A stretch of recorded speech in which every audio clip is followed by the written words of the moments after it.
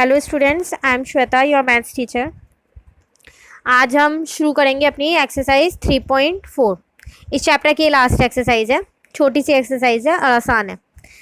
Question number 1 है, find the square root of the following rational number. आपको ये कुछ रैशनल नंबर्स दे रखे हैं। अब रैशनल नंबर हमने चैप्टर नंबर 1 में किया था, वो सारे नंबर जिनको हम पी अपॉन क्यू की फॉर्म में रिप्रेजेंट कर सकते हैं और क्यू जीरो नहीं होना चाहिए, वही थे ना।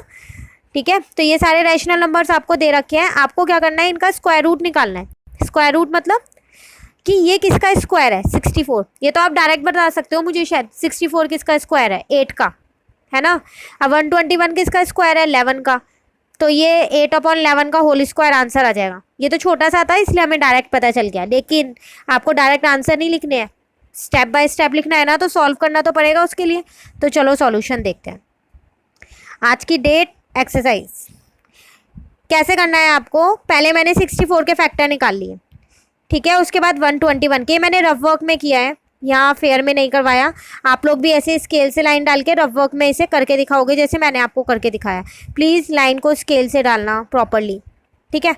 ये सारे फैक्टर्स मैंने यहाँ लिख दिए।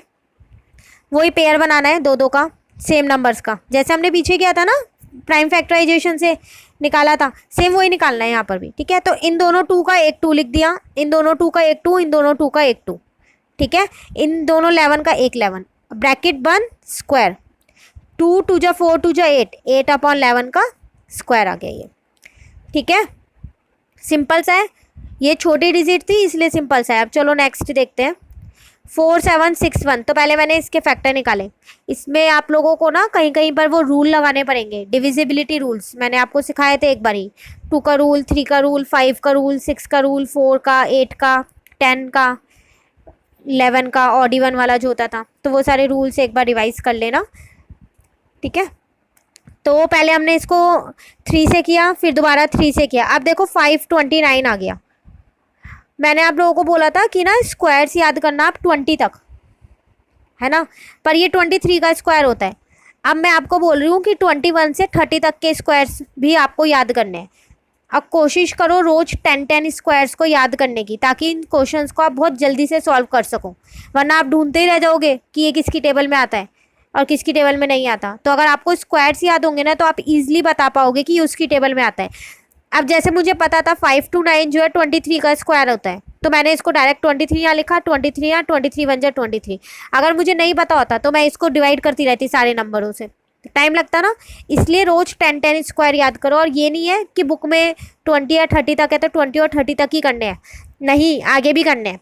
41 से 50, 51 से 60 सारे याद करने हैं। स्क्वायर निकालना आपको आता है, 2 नंबरों को मल्टीप्लाई करो, आंसर आ जाएगा, उसको लर्न कर लो फिर, ठीक है। और किसी किसी में तो वो शॉर्टकट वाली ट्रिक लग जाएगी, जो जिनके लास्ट में 5 है, जो मैंने आपको मेंटल मैथ्स में सिखाई थी, तो वो वाली ट्रिक भी लगा सकते हो किसी किसी में, ठीक है ना। तो मैंने इसके फैक्टर निकाले। सिमिलरली मैंने 6724 के फैक्टर निकाल लिए। फिर देखो यहाँ बड़ा नंबर आ गया 41। तो ये भी पता है, मैंने भी कर करके देखा, क्योंकि मुझे भी 41 वाला नहीं पता था कि क्या स्क्वायर होता है, लेकिन हाँ इतना पता था कि लास्ट में 1 है तो कोई ऑड नंबर का ही होता होगा ये, तो मैंने वो उसके अकॉर्डिंग किया ये। उसके बाद यहाँ फैक्टर्स लिखे, 2 2 का पेयर बनाया। इन दोनों 3 की जगह एक 3, इन दोनों 23 की जगह एक 23, इन दोनों 2 की जगह एक 2, इन दोनों 41 की जगह एक 41, ब्रैकेट बंद, स्क्वायर, मल्टीप्लाई किया, आंसर आ गया, ठीक है। बहुत सिंपल है, जैसे प्राइम फैक्टराइजेशन किया था वैसे ही करना है। बस फर्क इतना है कि वहाँ पर आपका सिंपल एक नेचुरल नंबर था, यहाँ पर आपको रैशनल नंबर की फॉर्म में दे रखे हैं, तो आपका आंसर भी रैशनल नंबर की फॉर्म में ही आएगा, बाकी कोई चेंज नहीं है, ठीक है। एक और पार्ट किया है मैंने, एफ पार्ट, ये वही पार्ट है, सेम ही है। 3 पार्ट नहीं किया मैंने, सर्कल लगा दिया है, ये आपको होमवर्क में करना है, ठीक है।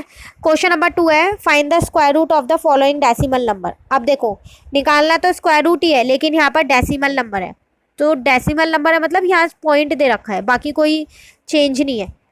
इसको निकालने के 2 तरीके हैं, मैंने एक ही तरीके से किया है, लेकिन मैं आपको पहले दूसरा तरीका बताना चाहती हूँ, जिस तरीके से मैंने नहीं किया वो वाला। देखो आप सबको पता है कि यहाँ से पॉइंट हटेगा तो नीचे क्या आएगा, 100 आएगा, आएगा ना, क्योंकि यहाँ पॉइंट के बाद 2 डिजिट है। तो क्या बन जाएगा ये, 1484 अपॉन में 100, वही बन गया ना। उसके बाद ये यही तो बन गया, रैशनल नंबर की फॉर्म बन गई। आप इसको ऐसे भी सॉल्व कर सकते हो जैसे आपने फिर क्वेश्चन नंबर 1 किया है। तो पहले पॉइंट हटा के नीचे 100 लगा लो, उसके बाद जैसे ही आपने क्वेश्चन 1 सॉल्व किया है वैसे कर दो।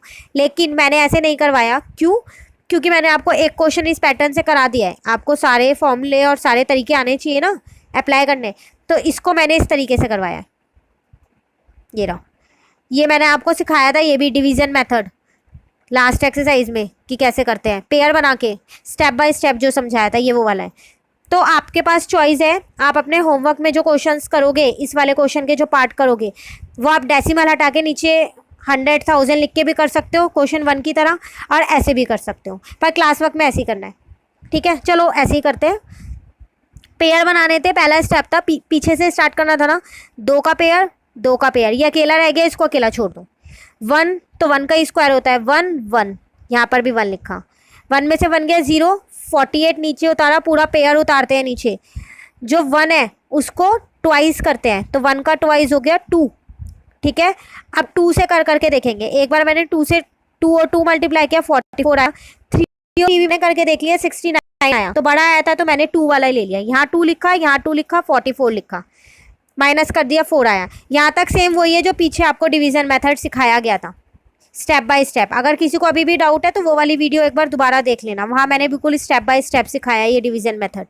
ठीक है, अब आप ये वाला पेयर उतारोगे 84 वाला, देखो आप पॉइंट के बाद वाला पेयर उतार दो ना, तो आप पहले यहाँ पॉइंट लगाओगे, यहाँ लगाने की कोई ज़रूरत नहीं है, सिर्फ यहाँ पर पॉइंट लगाना है। कब लगाना है? जब आप पॉइंट वाला पेयर नीचे उतारोगे। ठीक है, अब 12 का ट्वाइस किया 24 आ गया, अभी इन वाले दोनों, इस 2 को और इस 2 को भूल जाओ, 24 आया, अब 24 से करा, ये तो डायरेक्ट ही पता चल रहा है मुझे, 2 और 2 से करूँगी तो 484 आ जाएगा। ठीक है, तो 2 यहाँ लिख दिया, एक 2 यहाँ लिख दिया, 484 आंसर। तो मेरा आंसर कितना आया? 12.2 का स्क्वायर होता है ये। समझ आया? सेम डिवीजन मेथड लगाया है, फ़र्क इतना है कि यहाँ पर डेसिमल आया है और कोई फ़र्क नहीं है। तो कुछ नहीं करना, जब आप डेसिमल के बाद वाला पेयर नीचे उतारोगे ना, तो ऊपर जो आपका क्वोशिएंट आ रहा है उस पर आपको डेसिमल लगाना है। बाकी पूरा प्रोसेस वही है जो डिवीज़न मेथड में था, कोई चेंज नहीं है। सेम यहाँ पर भी ऐसे ही किया है मैंने, पहले पेयर बनाया, देन 5 से छोटा स्क्वायर 4 होता है 2 का, 2 2 जा 4 लिखा, 5 में से 4 गया 1, ये पेयर उतारा। जब पेयर नीचे उतारा डेसिमल के बाद वाला, तो पहले यहाँ डेसिमल लगाया, 2 का डबल किया, सॉरी ट्वाइस किया, 4 आया। अब करके देख लिया, 4 और 4 से करेंगे, 4 4 जा 16, 4 4 जा 16 प्लस 1 17, आंसर आ गया मेरा 2.4। ठीक है, तो जिन भी बच्चों को डिवीजन मेथड पहले समझ आया होगा उनके लिए ये बहुत आसान है, सिर्फ डेसिमल लगाना है और कुछ नहीं करना।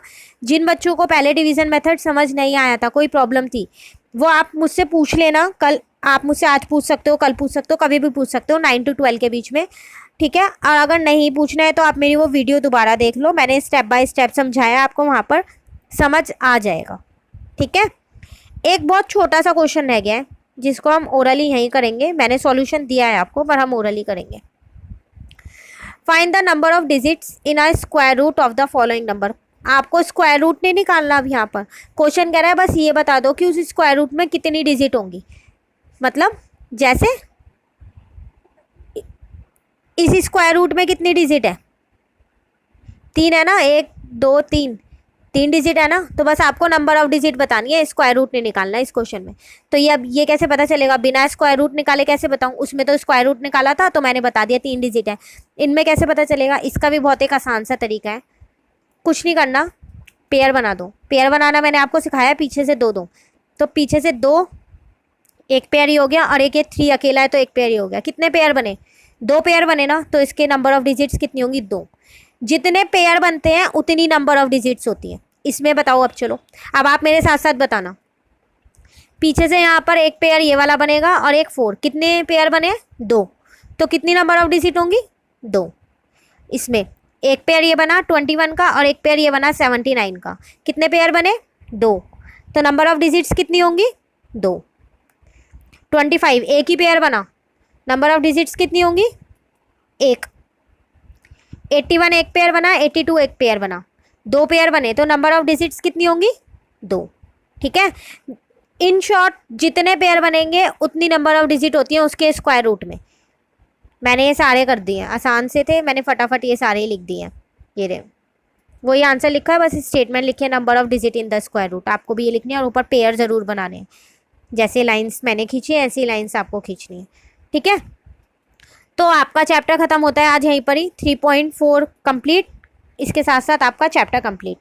अभी तक हमने 2 चैप्टर कर लिए हैं 8th class, chapter number 1 rational number और चैप्टर नंबर 3 ये वाला स्क्वायर्स एंड स्क्वायर रूट्स।